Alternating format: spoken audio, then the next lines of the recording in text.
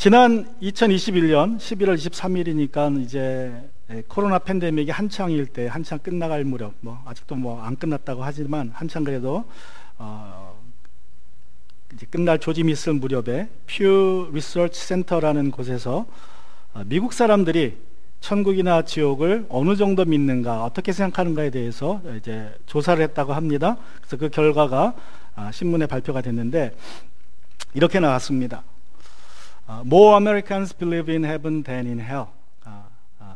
미국 사람들이 지옥보다는 천국이 있다고 믿는 사람들이 더 많다는 거예요.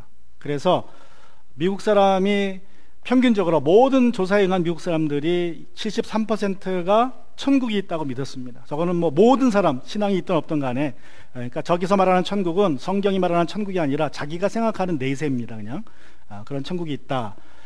그런데 또 지옥이 있다고 믿은 사람은 62%. 우리 그리스도인들 중에서 개신교와 카톨릭을 합친 그리스도인 중에서는 92%가 천국이 있다고 믿었고, 또 79%는 지옥이 있다고 믿었는데, 특별히 개신교는 93%고 또 지옥이 있다고 믿은 숫자가 84%. 개신교 중에서도 우리 복음주의자들 96%가 천국이 있다고 믿었습니다. 근데 91%만이 지옥이 있다고 믿었어요.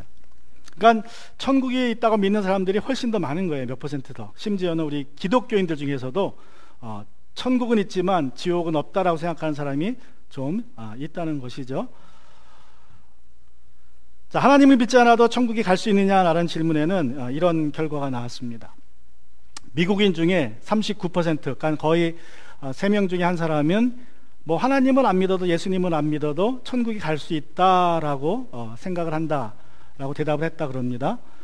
그런데 우리 개신교에서 복음주의 우리 이벤젤리칼에서는 21%가 적지 않은 숫자죠. 그래도 성경을 믿는다 하고 하는 보수적인 신앙을 가진 그리스도인들 중에서도 무려 21%가 하나님을 알지 못해도, 예수님을 안 믿어도 천국에 갈 수 있다. 즉 착한 일을 해도, 착하게 살아도 천국에 갈 수 있다라고 생각한다고 합니다.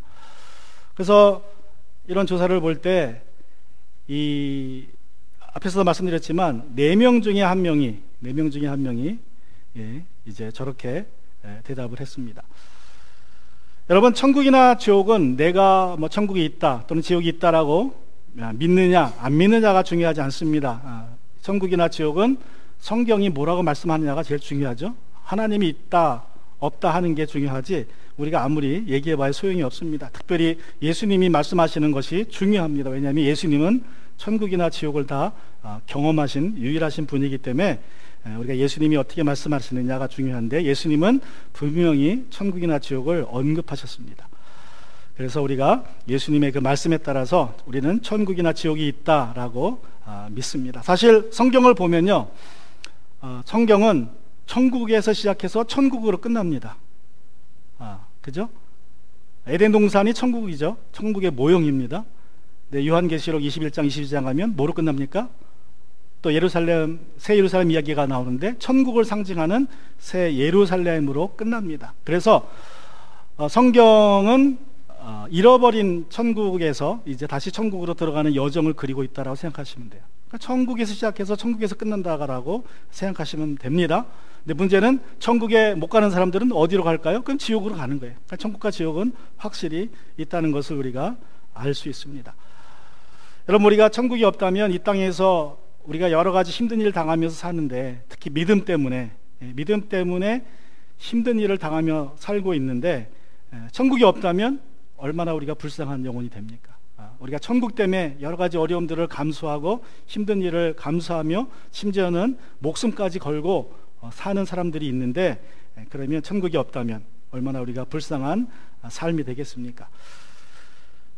종말신앙을 이야기하면서 지난 몇 주간 지옥에 대해서 말씀을 나누었는데, 이제 천국에 대한 말씀으로 종말신앙에 대한 설교를 마치고자 해서 오늘 천국에 대한 말씀을 준비해 봤습니다. 여러분, 신약성경에서 천국은 하늘이라는 단어로 주로 표현이 되고 있습니다. 하늘, heaven이라는 단어로 표현되고 있죠. 우리 세번역 성경에 보니까 신약성경에만 하늘이라는 단어가 무려 315번이 나옵니다. 315번. 근데 이 하늘이라고 썼을 때 그 하늘이 의미가 문맥에 따라 달라질 수 있습니다. 우리가 의미하는 heaven이 될 수도 있지만 또 다른 여러 가지 의미로도 사용되고 있어요. 그래서 우리가 잘 생각을 해봐야 되는데, 일반적으로 성경은 하늘을 얘기할 때 첫 번째는 공중을 의미합니다. 하늘에 나는 새를 보라 할 때는 그 heaven이 공중을 의미합니다. 스카이죠. 대기권입니다.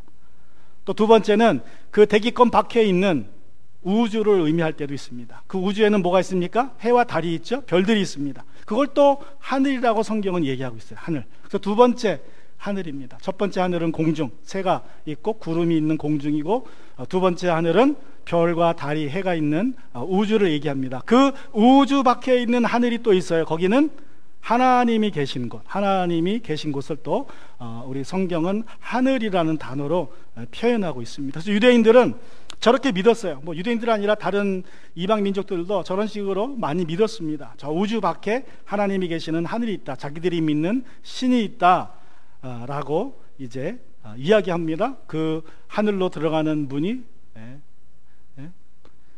북극성이다, 이제 그렇게 하기도 하죠. 바울은 고린도후서 12장 2절에서 삼층천에 갔다 온 셋째 하늘이죠. 셋째 하늘에 갔다 온 이야기를 이렇게 하고 있습니다. 그리스도를 믿는 사람 하나를 알고 있습니다. 자기를 얘기하는 거예요. 좀 겸손하게 자기가 아닌 것처럼 표현하고 있지만, 그는 14년 전에 셋째 하늘까지 이끌려 올라갔습니다. 그때 그가 몸 안에 있었는지 몸 밖에 있었는지 나는 알지 못하지만 하나님께서는 아십니다. 그래서 그 사람이 나라는 것을 이제 이야기하는데, 이 바울이 삼층천을 이제 다녀온 경험을 저렇게 이해한 걸로 봐서는 삼층천 이야기가 정말 성경적인, 성경이 말씀하는 그러한 하늘의 모습이다라고 우리가 이해할 수 있습니다. 그런데 또 어떤 유대인들은 7층천 이야기를 하기도 해요. 또 어떤 사람들은 더 많은 이 천국까지 가는 어떤 그 층이 여러 가지 있다라고 설명하는 사람들이 있는데, 제가 보기에는 성경적으로 볼 때 그래도 3층천이 가장 적합한 그러한 해석인 것 같습니다. 자, 이제 3층천이라고 해도 성경적으로 볼 때 하늘은, 하나님이 계시는 3층천은 어디에 있다? 저 우주 밖에 있다. 근데 우주가 얼마나 큽니까? 우주는 우리 상상을 초월할 정도로 큽니다. 우리가 잴 수가 없어요. 그냥 어느 정도 크기일 거다라고 하지만 그 우주의 크기는 우리 인간의 그 생각을 벗어납니다. 우리의 지식의 한계를 벗어나요. 그래서 우주가 얼마나 큰지는 아무도 모르지만 그냥 상상만 해요. 대충 어느 정도일 거다. 대충 우리 지구의 크기가 어느 정도 될 거라 그래요? 지구의 크기는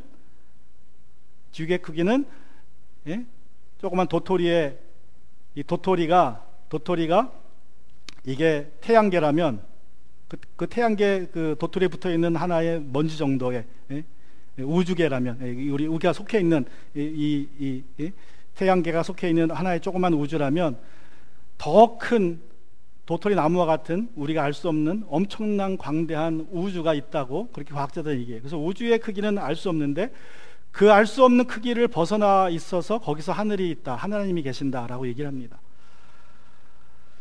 그래서 이렇게 공간적인 장소로 이야기하면 정말 하늘은 저 멀리 있는 곳이에요. 인간이 다다를 수 없는 곳입니다. 아무리 노력해도 인간이 다다를 수 없는 것이 하나님이 계시는 하늘이다. 그런데 성경 속에서 말씀하고 있는 하늘은 단순히 공간적인 개념이라기보다는 영적인 개념으로 이해해야 됩니다. 물론 공간적인 개념으로도 설명을 해놨어요. 왜냐하면 사람이기 때문에 공간 속에 사니까 하늘을, 하나님이 계신 하늘을 공간적으로도 설명해놨지만 우리가 영적으로 이해를 해야 됩니다. 여러분, 창세기에서 보면 죄가 들어오기 전에는 하나님이 어디 계셨습니까? 죄가 세상에 들어오기 전에는 하나님이 에덴 동산에서 아담과 하와가 같이 산책을 하셨어요. 하나님이 에덴 동산에 계셨으니까 그곳이 곧 어디입니까? 하늘입니다. 하늘. 그러니까 태초에는 하늘과 땅이 같이 있었어요. 굉장히 가까웠습니다. 같이 이렇게 섞여 있었다고 보면 되죠. 그래서 창세기에도 보면, 창세기 3장 8절에 보면 그 남자와 그 아내는 날이 저물고 바람이 서늘할 때에 주 하나님이 동산을 거느시는 소리를 들었다. 하나님이 이 땅에 오셔서 동산에서 산책하시는 그 모습, 하나님은 일상적으로 그렇게 하신 거예요. 이때는 이제 죄를 져서 하나님을 피했지만, 그래서 이 창세 때에는 하늘과 땅이 같이 있었습니다. 아주 가까웠습니다. 아주 가까웠어요. 그런데 아담과 하와가 범죄하면서 어떤 일이 벌어집니까? 하늘과 땅에 간격이 생기기 시작해요. 하늘과 땅에 이제 벌어지기 시작합니다. 이제 그 예 중에 하나가 아담과 하와가 에덴 동산에 쫓겨납니다.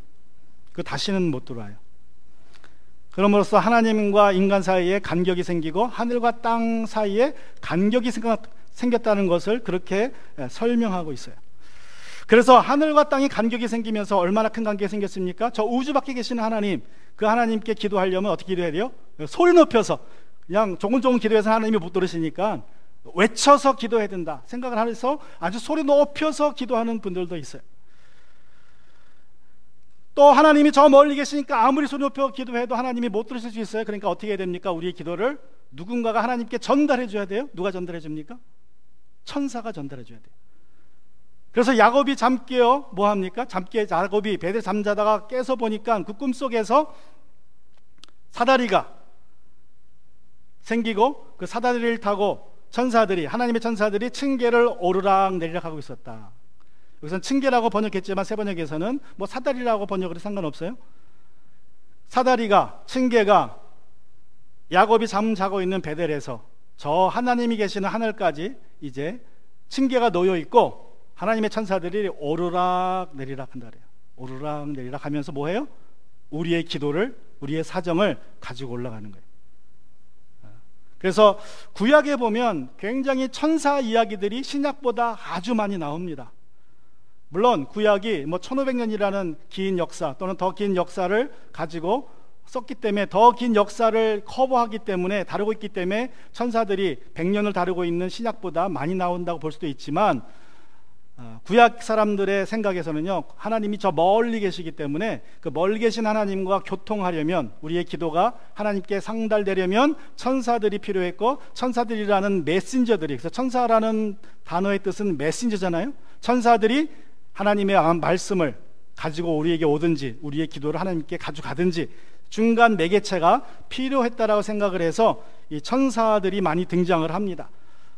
그래서 다니엘서 10장 12절부터 13절에 보시면 다니엘이 경험한 얘기가 나와요. 다니엘이 기도하는데 이제 그 기도가 천사가 들고 가서 하나님이 들으셨어요. 그리고 이제 응답을 가져다 주려고 미가엘 천사장을 내려보냈습니다. 근데 어떤 일이 벌어집니까? 페르시아 왕이, 사단이 이제 미가엘을 막는, 그래서 응답이 21일간 지체됐다는 그러한 이야기를 합니다. 그래서 이 구약의 개념으로 볼 때는 이렇게 하나님이 계신 곳과 우리 인간이 사는 이 땅은 아주 멀리 떨어진 것이에요.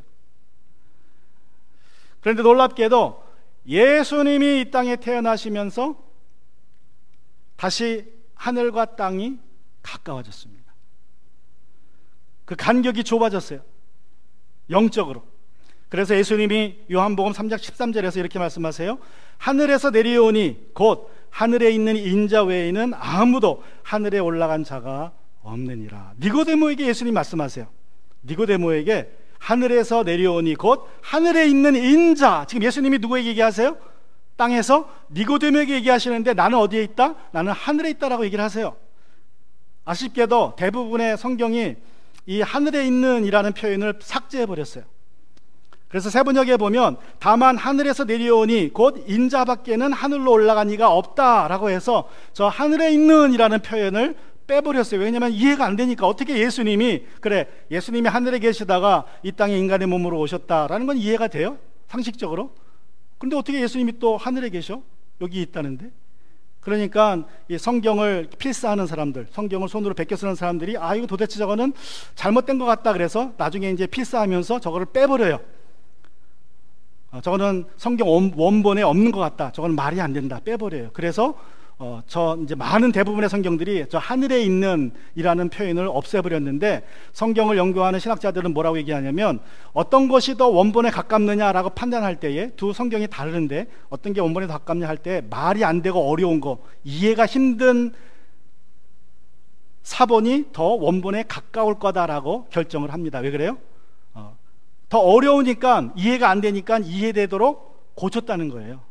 이해가 되도록, 인간이. 그래서 이해가 안 되는 어려운 사본이 더 원본에 가까울 거다. 그러므로 저 두 킹제임스 번역 위에 있는 거하고 세 번역 중에 어느 게 더 원본에 가깝느냐 할 때는 킹제임스가 더 가깝다고 볼 수 있죠. 더 어려우니까, 저게 더 이해가 안 되니까.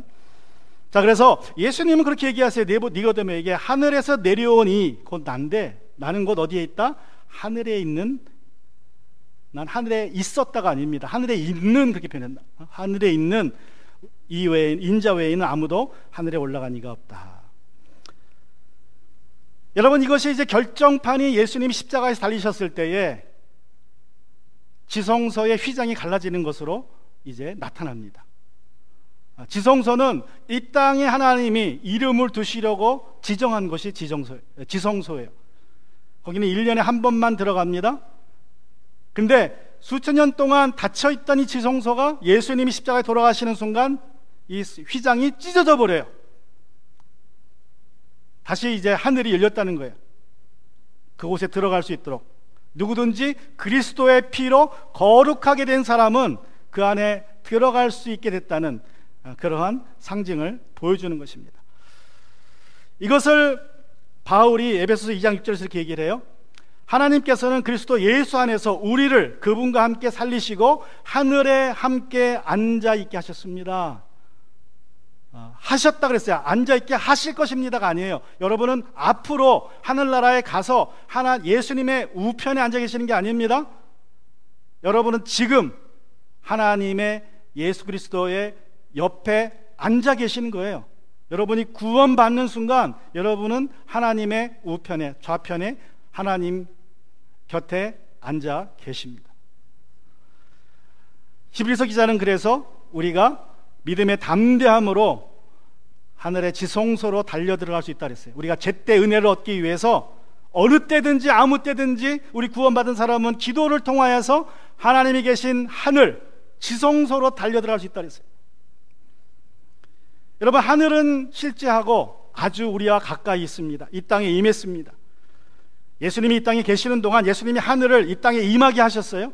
그리고 누구든지 예수 믿는 사람, 예수 십자가로 씻겨진 사람은 그 하늘 안에 들어갈 수 있도록, 어느 때나 들어갈 수 있도록 문을 열어두셨습니다. 그러므로 예수님 이후로는 다시 하늘과 땅이 이 땅에 공존하기 시작합니다.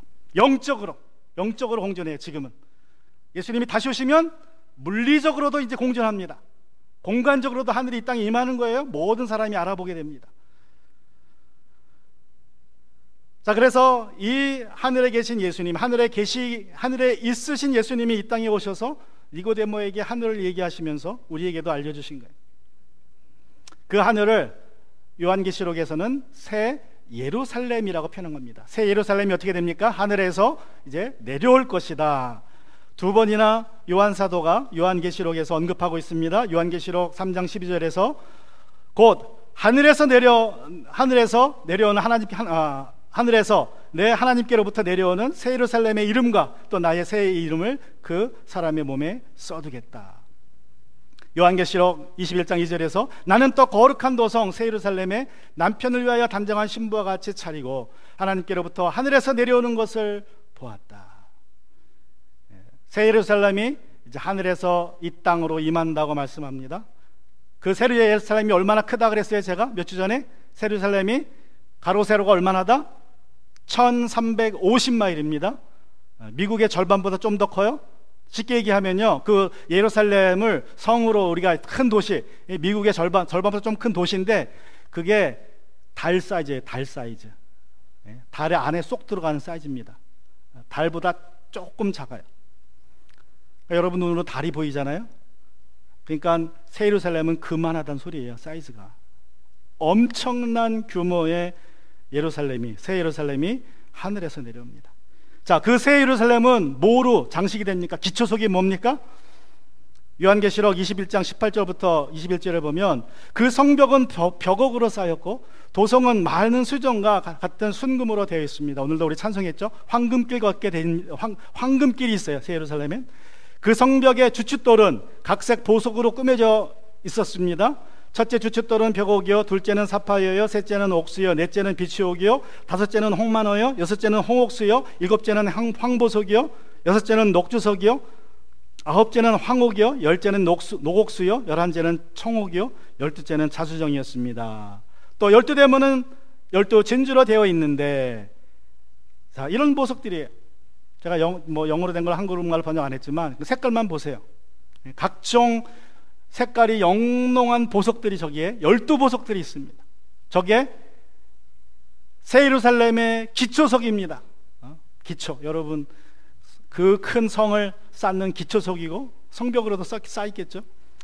예? 저게 얼마나 휘황찬란하겠어요. 예? 시멘트도 아니고 벽돌도 아니고 대리석도 아닙니다. 보석이 새 예루살렘의 기초석이 되고 성벽이 됩니다.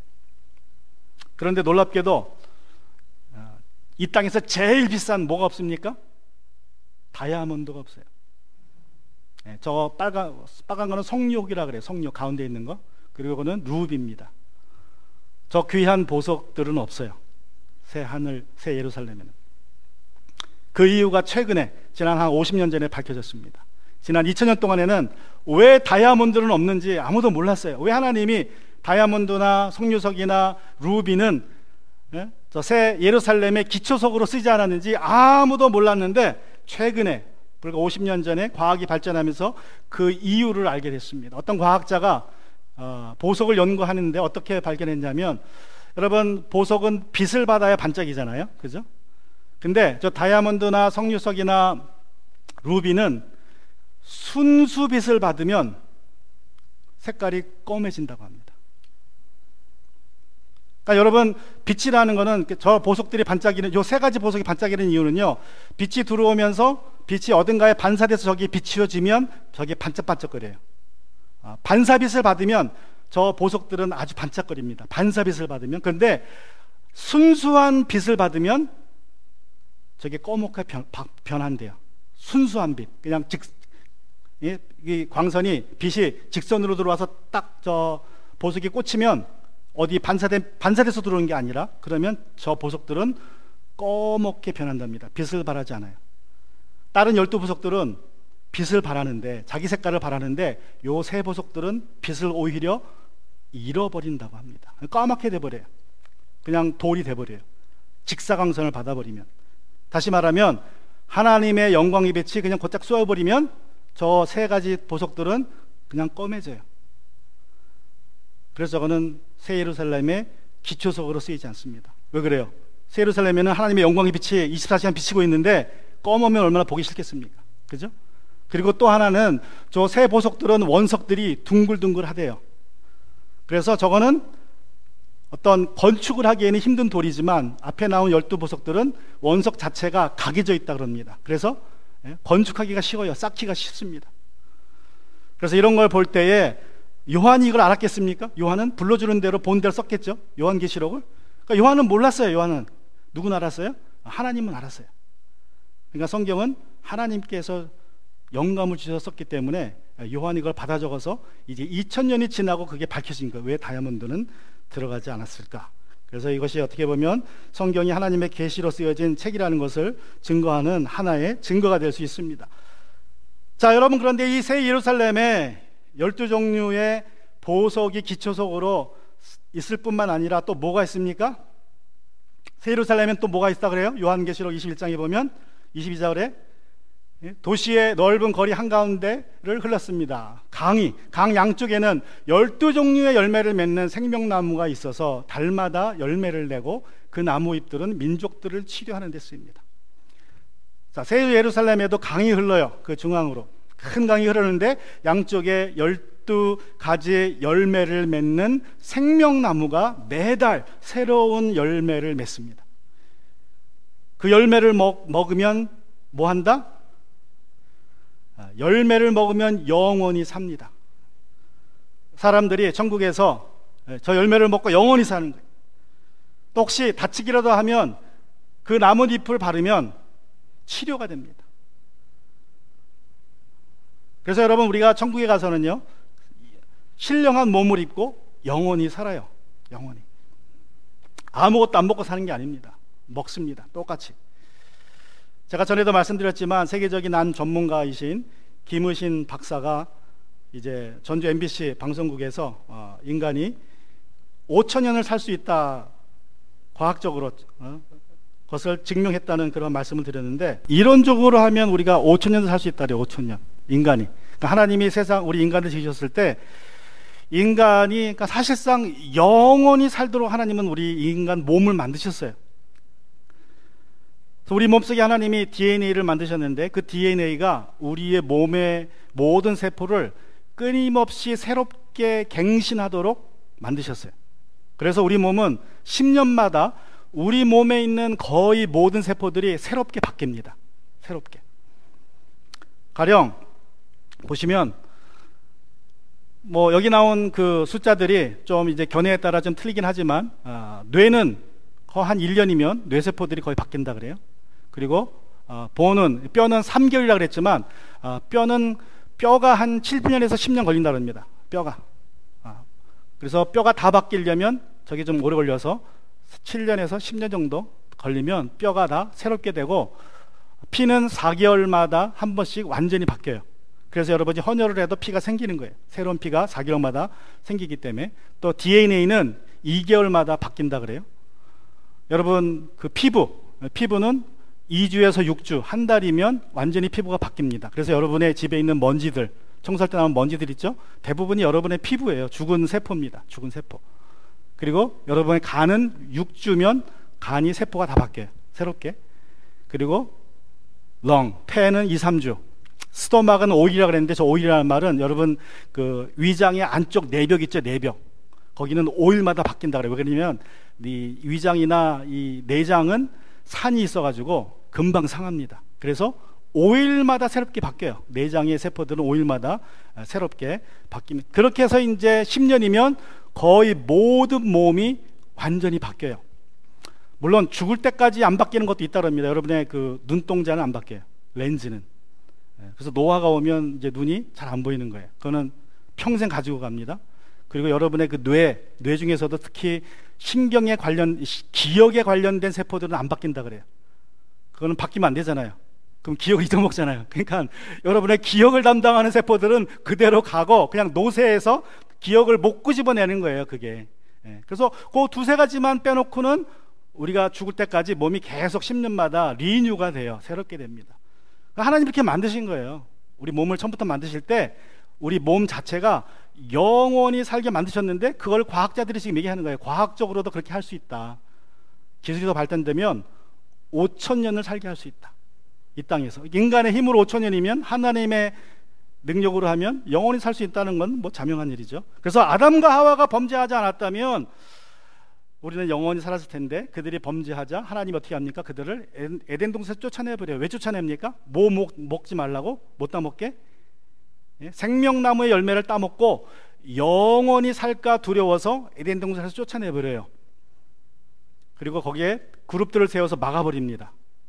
다시는 못 들어가게. 그런데 에덴 동산에서 쫓겨난 아담과 하와가 몇 년을 삽니까? 거의 1000년을 살아요. 신기하지 않습니까? 생명나무 안 먹고도요 1000년을 살았어요. 근데 만약에 그게 계속됐다면, 노아 시대 이후로 하나님이 노아를 심판하지 않고 계속 인간이 1000년 살았다면 어떻게 되겠습니까? 근데 인간이 노아 때에 범죄하며 태어나면서부터 죽을 때까지 하는 것이 폭력이고 어떤 쾌락만 쫓아가고 죄만 쌓이니까 하나님이 이제 인간의 수명을 줄여버리시죠. 다 심판해버리시고, 이미 살아있는 자들은 다 심판해서 홍수로 쓸어버리시고, 노아 이후로는 120년을 살도록 우리 유전자를 조작해버리시는데, 그 조작 방법이 아마도 비타민C를 우리 몸이 못 만들도록 뺐을 거다. 그것도 유전자 연구하면 다 기록이 나온다 그러죠. 그래서 인간이 유전자를 조작이 돼가지고 비타민C가 못 만드니까 수명이 120으로 줄었습니다. 모세 때는 몇 년으로 줄어요? 그것도 길어봐야 7, 80이라고 했어요. 인생이 확 줄었어요. 1000년에서 10분의 1로 줄었습니다. 자, 그런데 우리가 천국에 가면 다시 하나님이 DNA를 바꾸세요. 새 몸을 주실 때는 DNA를 또 정상적으로 아담과 하와가 처음에 가졌던 DNA를 주셔서 어떻게 살도록? 새하늘에서는 생명나무 열매 먹고 영원히 살도록 해주실 것입니다. 자, 그런데 중요한 것은 이제, 자, 그러면 새 하늘과 새 땅에서, 새 예루살렘에서 영원히 사는데 우리는 어떤 삶을 살까? 이제 이게 어떻게 보면 좀 우리가 기억해야 될 포인트인데, 자, 천국에 없는 것 7가지만, 뭐 많이 있지만 7가지만 핵심적으로 말씀드리면, 성이 없어요. 성이. 남녀 구분이 없습니다. 우리 사두개인 이야기, 예수님을 책잡기 위해서 사두개인들이 예수님께 질문을 하죠. 어떤 여자가 있었는데 마지막 결혼해서 살다가 마지가 남편이 죽어버렸습니다. 애가 없이 죽었어요. 아들이 없이. 그래서 둘째가 데리고 살았는데 둘째도 죽었습니다. 그렇게 7 형제가 한 여자에게 장가들었는데 만약에 4세가 있다면 이 여자는 누구의 아내가 되겠습니까? 그렇게 이제 예수님을 책잡기 위해서 물었습니다. 그때 예수님이 뭐라 그래요? 부활의 때에는 사람들이 장가도 가지 않고 시집도 가지 않고 하늘에 있는 천사들과 같다. 우리 영적으로 된다. 거기엔 더 이상 남녀 구분이 없다. 그냥 영원히 산다. 성적인 구분이 없다. 그래서 여러분 천국에 가면 남녀 구분이 없어집니다. 영원히 살기 때문에 자식을 낳을 필요가 없어요. 그래서 우리가 그리스도의 피로 묶여진 형제 자매가 돼서 식구가 돼서 우리는 그냥 그리스도 안에서 식구로 형제 자매로 영원히 살게 됩니다. 천국에는 남녀 구분이 없습니다. 또 두 번째로 우리가 아는 것처럼 천국에는 또 고통이 없습니다. 병원도 없고 요양원도 없고 어떤 고통도 없고 장애도 없습니다. 우리 모두가 다 온전한 몸을 가지게 돼요. 지금은 병약하지만 다치기도 하지만 팔다리가 없어지기도 하지만 그러한 장애들이 다 사라집니다. 그런데 이 세상에서 살면서 다쳤던 흔적들은 있을 것 같아요. 흔적들, 상처들은. 그래서 우리가 천국에 가면 예수님을 볼 때에 예수님의 못자국 난 손을 손에 난 그 못자국 상처를 볼 수 있을 것 같고 그 이마에 가시 면류관에 찔린 그 자국을 우리가 볼 수 있을 것입니다. 그리고 고난당한 사람들, 예수님 때문에 어려움 당하고 고난당한 사람들이 받은 그 상처, 육신의 상처들도 아마 여전히 남아 있어서 그 육신의 상처들이 영광의 상처가 되지 않을까 그렇게 생각을 합니다. 자, 세 번째로 또 이별이 없습니다. 여러분 천국에서는 헤어짐이 없어요. 헤어짐. 공항에 가면 헤어짐과 만남의 장소 아닙니까? 헤어지는 사람들은 서로 아쉬워하며 떨어지고 또 오랜만에 다시 만나는 사람들은 또 기쁨으로 서로 껴안고. 그런데 천국에는 그런 헤어짐이 없습니다. 이별이 없습니다. 제가 미국에 와서 이제 한국에 가끔 뭐 나갈 때마다 이제 한국에 비행기 타고 나가면 돌아올 때가 참 힘들어요. 돌아올 때가. 돌아오는 비행기 안에서 이제 비행기 이륙을 준비할 때 참 마음이 무겁고 눈물이 납니다. 부모님 생각하면 부모님 아버지하고 어머니 계실 때, 두 분 계실 때, 또 어머니만 계실 때 참 두 올라면 마음이 무거웠어요. 슬펐습니다. 근데 어느 순간부터는 한국에 나갈 때 마음이 무겁더라고요. 한 몇 년 전부터는 한국에 나갈 때 한국에 홀로 어머님이 계신데도 불구하고 들어올 때보다 나갈 때 마음이 아파요. 가족들을, 내 식구들을 두고 이제 내 자식들과 내 가족들을 두고 나가야 되니까 그게 또 마음이 아프더라고요. 들어올 땐 또 기쁜 마음으로 들어 빨리 집에 가야지 그러고. 근데 천국에는 더 이상 그런 게 없어요. 더 이상 이별의 슬픔이 없습니다. 요한계시록 21장 1절에서 나는 새하늘과 새 땅을 보았습니다. 이전의 하늘과 이전의 땅이 사라지고 바다도 없었습니다. 바다. 왜 바다가 없을까요? 천국에는? 바다는 이별을 상징합니다. 헤어짐. 옛날에는 바다가 위험했죠. 바다 배 타고 나가면 다시 만날 수 있는 기약이 거의 없어요. 그래서 바다는 헤어짐, 이별을 상징해요. 분리를 상징합니다. 근데 천국에 바다가 없다는 말은 헤어짐이 없다는 뜻이에요. 또 네 번째로 슬픔이 없다 그랬죠. 우리가 잘 아는 것처럼 요한계시록 21장 47절에 보시면 그들의 눈에서 모든 눈물을 닦아주실 것이며 다시는 죽음이 없고 슬픔도 울부짖음도 고통도 없을 것입니다. 그래서 슬픔이 없습니다. 천국에는 오직 감격의 눈물만 있습니다. 그 눈물을 닦아주십니다. 또 천국에는 뭐가 없어요? 어둠이 없다 그랬어요. 어둠. 22장 5절에 보면 다시는 밤이 없고 등불이나 햇빛이 필요 없습니다. 그것은 주 하나님께서 그들을 비추시기 때문입니다. 그들은 영원 무궁하도록 다스릴 것입니다. 천국에는요 밤이 없습니다. 그냥 24시간 낮이에요. 낮. 하나님이 우리의 빛이 되십니다. 하나님의 영광의 빛이 24시간 비치고 있어요. 빛만 있는 곳, 그것이 바로 천국입니다. 또 뭐가 없어요? 교회가 없어요. 교회가. 성전도 없고 성당도 없고 회당도 없고 교회도 없습니다. 지금 많은 교회들이 많은 교회들은 아니지만 일부 큰 교회들이 수천 수백억들의 교회를 짓지만 그런 교회들이 다 사라져요. 천국에는 교회가 없습니다. 하나님이 우리와 함께 계시기 때문에 교회가 필요 없어요. 또 천국에는 뭐가 없어요? 죄가 없습니다. 거기는 거룩한 하나님이 계시는 곳이기 때문에 죄의 모습도 없어요. 죄의 모습도 찾아볼 수 없는 곳입니다. 빛만 있어요. 그래서 어둠이 없다는 거죠. 성경에는 214가지의 죄악들이 기록되어 있는데 그 어떤 것도 없습니다. 죄의 형벌은 말할 것도 없고 죄의 권세도 없고요, 죄의 존재도 없어요. 그러므로 뭐도 없다? 유혹도 없어요. 그러니까 여러분이 마음이 원하는 대로 다 하시면 됩니다. 그래도 죄를 안 져요. 얼마나 좋은 것일까요? 내가 원하는 대로 다 해도 제가 죄를 안 져요. 어거스틴이 말한 대로 하나님을 사랑하라, 그리고 마음이 원하는 대로 하라. 그것이 실현되는 것이에요. 내가 무엇을 원하든지 천국에서 하면 그냥 됩니다. 근데 그게 죄가 아니에요. 유혹이 없기 때문에. 자, 이제 천국에 있는 것 7가지 나눕니다. 물론 더 많이 있습니다. 그냥 핵심적인 것만 제가 몇 가지 나눕니다. 안식이 있다고 얘기해요. 안식. 안식. 우리가 안식에 들어가야 된다 그러잖아요. 히브리서 4장에 보면 안식. 그 안식이 있습니다. 사람들은 안식하면 뭘 생각합니까? 안식하면 안락 의자에 앉아서 편하게 쉬는 거, 아무것도 안 하고 편하게 쉬는 거. 저 해지는 바닷가에 가서 노을을 바라보며 아무것도 안 하는 걸 우리 안식이라고 하고 돈을 주고 저 바하마로 휴가를 갑니다. 가서 그냥 아무것도 안 하고 빈둥빈둥 노는 걸 우리는 안식이라 그래요. 그래서 어떤 사람들은 천국 가면 보어링 할 거야. 아무것도 안 하고 그냥 해만 바라보고 그냥 하고 싶은 것만 하고. 그러나 그거는 우리가 생각하는 안식이에요. 우리가 생각하는 안식이지, 성경에서 말하는 안식이라는 것은 이 일을 통해서 얻는 기쁨입니다. 내가 원하는 일, 내가 즐겨하는 일을 하면 몸은 피곤하지만 마음은 기쁘죠. 힘이 나는 거예요. 새 힘이. 그런 안식이에요. 내가 계속 천국에서 섬김으로, 내가 일함으로 그 기쁨 때문에 24시간 일해도 피곤하지 않아요. 기쁘니까. 남을 위해 사는 것이, 섬기는 것이 기쁘니까 그냥 섬겨줘도 기뻐요. 피곤치 않습니다. 오히려 더 내가 새로워져요. 그게 안식이라고 성경은 이야기하고 있습니다. 또 상이 있습니다. 상.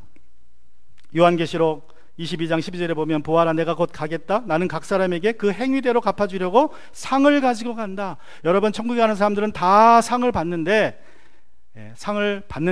그 상의 크기는 다 다릅니다. 그거는 분명해요. 상의 크기는 달라요. 어떤 사람들은 상을 목적으로 일하는 게 너무 좀 추하지 않느냐, 그건 좀 그렇다. 그렇지만 어쩔 수 없어요. 하나님이 약속하신 건데 상이 있다고 그러는데 있다고 믿어야죠. 그죠? 상을 바라보고 일하는 것, 동기부여가 될 수 있습니다. 내가 어떠한 상을 받을지, 무슨 상을 받을지. 열심히 수고한 사람들은 그 상이 기대가 될 것이지만, 그렇지 않은 사람들은 기대가 안 되겠죠. 주면 받고 안 주면 말고. 그런데 여러분 진짜 사랑하는 사람들이 여러분을 인정해 주는 것이 상이고, 그 인정을 보이는 것으로 할 때 그것이 상이 되는데, 진짜 여러분이 사랑하는 사람이 인정해 주고 여러분이 원하는 것을 줄 때 얼마나 마음이 기쁩니까? 그게 상이에요. 근데 그 상은, 각자가 받을 상은 다 다릅니다. 우리가 이 세상에서 어떻게 살았느냐, 어떤 행위로 살았느냐에 따라 달라요.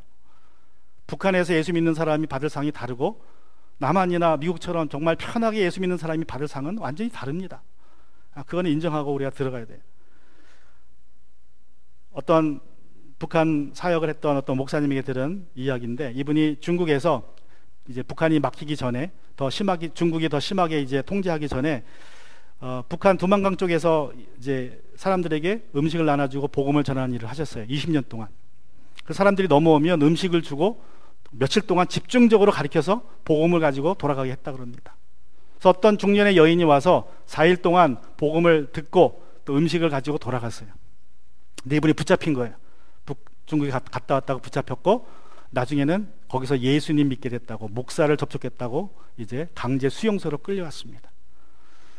근데 이분이 매일 고문을 당해요. 매일. 왜냐하면 식사할 때마다 기도를 했대요. 기도 안 하면 되는데 자기는 음식을 받으면 그냥 기도를 안 할 수가 없어서 기도를 했대요. 그러니까 그거를 보고 매일 이 여자를 고문하는 거예요. 다리가 다쳤는데 고문 때문에 다리에서 피 나니까 거기만 또 때린대요. 더 아프라고. 나중에는 그 상처가 덧나가지고 이제 상처가 썩어 들어가기 시작합니다. 그랬더니 그 수용소에서 어차피 죽을 사람이니까 내보내버린 거예요. 자기들이 책임 안 지려고. 그래서 풀려났대요. 근데 하나님의 은혜로 살아났어요. 죽지 않고. 근데 다리는 썩어서 잘랐어요. 다리를 절단했습니다. 그래서 이분이 다시 자기에게 복음을 전한 이 목사님을 만나게 됐을 때 그렇게 얘기를 했대요. 목사님, 내가 다리는 잃었지만 다리 하나 잃었지만 믿음은 지켰습니다. 다리 하나 잃었지만 믿음 지켰습니다. 여러분, 이런 사람이 받을 상급하고 내가 받을 상급하고는 분명히 차이가 있어요. 그게 정당한 거예요. 그래서 우리가 받을 상이 있습니다. 그 상은 다 각자 다릅니다. 세 번째, 책임이 있습니다. 책임. 여러분, 천국에서도요, 아무것도 안 하는 게 아닙니다. 그냥 흔들리자 암체어에 앉아가지고 그냥 아무것도 안 하는 게, 또 예배만 드리는 게 천국이 아닙니다. 하나님이 여러분에게 주신 그 은사대로 계속 일을 합니다. 남을 섬기는 일을 합니다. 그렇게 즐겁게 사는 것이 천국입니다. 그래서 여러분에게 맡겨진 책임이 있어요. 물론 천국에는 설교자도 없고 복음전도자 없고 아무도 없어요. 그런 복음에 관계된 사람들은 더 이상 필요 없죠. 다 하나님 자녀니까. 그러나 여러분이 이 세상에서 하나님께 받은 재능을 따라서 천국 가서도 섬깁니다. 남을 섬깁니다. 그런 일을 하게 됩니다. 그것이 여러분의 책임이 됩니다. 그래서 여러분은 계속해서 뭔가 일을 해요. 섬기는 일을 하는데 그것이 책임이 될 것입니다. 네 번째로 계시가 있습니다. 이 말은 무슨 말이냐면, 여러분이 알고 싶어하는 것들을 다 알게 돼요. 이 땅에서 정말 모르는 것들 얼마나 많습니까? 질문은 있는데 궁금한데 답이 없어요. 성경을 봐도 답이 없어요. 예정론이 맞는지 자유의지가 맞는지 답이 없어요. 성경은 둘 다 얘기해요. 예정도 됐다 그러고 또 너희가 또 잘해야 된다 그러고 답이 없어요. 그런 궁금한 것들을 예수님께, 하나님께 직접 물어볼 수 있습니다. 그러면 하나님께서 내가 모르던 것을 알려주세요. 계시가 있어요. 또 그런 계시도 있지만 이런 계시도 있을 것 같아요. 내가 이 땅 살면서 얼마나 또 섭섭한 일이 많습니까? 그죠? 오해도 얼마나 많아요. 그냥 나 혼자 오해하고 나 혼자 시험 드는 경우도 많습니다. 서로 그냥 여러 가지 이유 때문에 그래요. 근데 천국 가면 그런 오해들이 다 풀릴 거예요. 왜 저 사람이 왜 저랬을까? 왜 나를 섭섭하게 했을까? 그런 계시가 있을 거예요. 알게 될 거예요.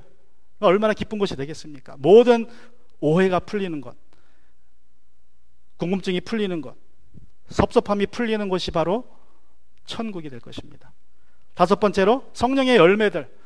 성령의 열매들이라고 표현했지만 성령의 여러 가지 열매들, 사랑과 기쁨과 화평과 인내와 친절과 선함과 신실과 온유와 절제 같은 것들이 지금은 그냥 한시적으로 열립니다. 한시적으로 열릴 때도 있고 안 열릴 때도 있어요. 근데 천국에서는 항상 우리에게서, 천국에 있는 사람들에게서 이러한 열매들, 선함이 있어요. 선함이. 하나님이 선하신 분이 계시기 때문에 그 빛을 받고 우리도 선하게 살게 돼요. 성령의 열매를 항상 맺으며 살게 됩니다. 그러니 사람 만나는 것이 얼마나 기쁨이 되겠어요. 사람 섬기는 것이. 이 땅에서는 사람 만나는 게 스트레스예요. 사람 섬기는 게 스트레스예요. 근데 천국에서는 사람 섬기는 게 기쁨이에요. 다 성령의 열매를 가지고 만나니까. 여섯 번째로 천국에는 기쁨이 있습니다. 말씀드린 대로 우리 예수님께서 뭐라고 말씀하세요? 예수님께서 착하고 신실한 종아, 내가 적은 일에 신실하였으니 이제 많은 일을 내게 맡기겠다. 와서 주인과 함께 기쁨을 누려라 라고 이제 달란트 비유에서 말씀하시는 것처럼 천국에는 기쁨이 넘치는 것입니다. 마지막으로 천국에서는 인식이라는 말은 즉흥적으로 내가 누가 누군지를 알게 됩니다. 여러분 예수님 얼굴을 못 봤죠? 서양 사람들이 그려놓은 서양인 백인 같은 예수님의 모습을 우리가 알고 있지만 예수님이 본래 어떻게 생겼는지는 아무도 우리가 본 적이 없어서 모르지만 천국에 가서 예수님 만나면 바로 예수님이라는 걸 알 수 있어요. 아, 저분이 예수님이구나. 물론 이마에 가시 자국이 있고 그 팔에 못 자국이 있지만, 그래서 알 수도 있겠지만 그냥 예수님을 보면 바로 저분이 예수님이구나. 아, 저분이 베드로구나. 저분이 바울이구나를 알 수 있어요. 여러분, 예수님이 변화산에 올라갔을 때에 그 세 제자들이 예수님이 모세하고 엘리야하고 이야기하고 있다는 거 어떻게 알았어요? 그냥 아는 거예요. 베드로도 모세 만난 적 없습니다. 그죠? 듣기만 했지 엘리야를 만난 적이 없지만 보고 알았어요. 아, 예수님이 지금 모세하고 엘리야하고 이야기하고 있구나. 그것처럼 우리도 천국 가면 성경의 모든 인물들을 보자마자 알게 될 거예요. 아, 저 사람이 누구구나. 저 사람이 누구구나. 천국에 가면요, 우리가 서로 통성명 안 해도 누군지 압니다. 통성명 안 해도 만나면 알아요. 그리고 친근감이 느껴질 거예요. 같이 주 안에 있기 때문에, 형제 자매이기 때문에. 여러분, 천국은 죽어서 가는 곳은 아닙니다. 우리는 그렇게 표현을 해요. 우리 인간의 한계 때문에 저도 뭐 그냥 늘상 그냥 표현을 그렇게 해요. 가는 곳, 죽어서 가는 곳. 그런데 사실상 성경에 보면 천국을 영적으로 이해한다면 천국은 내가 예수님 믿는 순간부터 거하는 곳입니다. 천국은 내가 예수님 믿는 순간부터 하나님 우편에 내가 있기 때문에 나는 동시에 천국에도 있고 이 땅에도 있어요. 그래서 천국은 예수님 믿는 순간부터 우리가 누리는 곳입니다. 누리는 곳. 로마서 14장 17절에서 말씀하기를 하나님의 나라는 천국은 먹는 일과 마시는 일이 아니라 성령 안에서 누리는 의와 평화와 기쁨입니다. 말씀하고 있습니다. 하나님, 우리가 이 땅에서부터 예수 믿는 순간 천국을 맛보며 살기를 원하세요. 내가 성령 안에 있으면 성령 안에서 누리는 의, 평화, 기쁨이 바로 내가 성령 안에 있고 내가 하늘에 지금 있다는 증거입니다. 하나님이 이 땅으로 이사 오십니다. 새 하늘, 새 예루살렘을 이 땅으로 가지고 오십니다. 그때 많은 것들을 누리게 되지만 여러분이 오늘부터라도 하늘나라를 누리실 수 있습니다.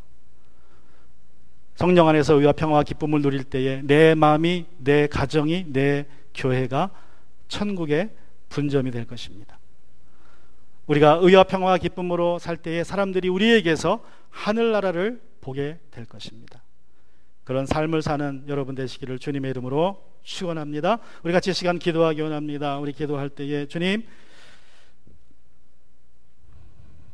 우리가 날마다 주님과 동행하며 성령 안에 살게 하여 주시옵소서. 이 땅에서 예수님처럼 우리가 하늘에 있는 삶을 살게 하여 주시옵소서. 하나님의 나라는 먹는 일과 마시는 일이 아니라 성령 안에서 누리는 의와 평화와 기쁨이라고 하신 말씀이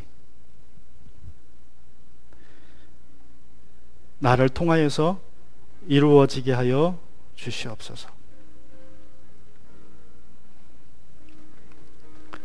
저희에게 천국의 기쁨을 맛볼 수 있도록 도와주심을 감사드립니다.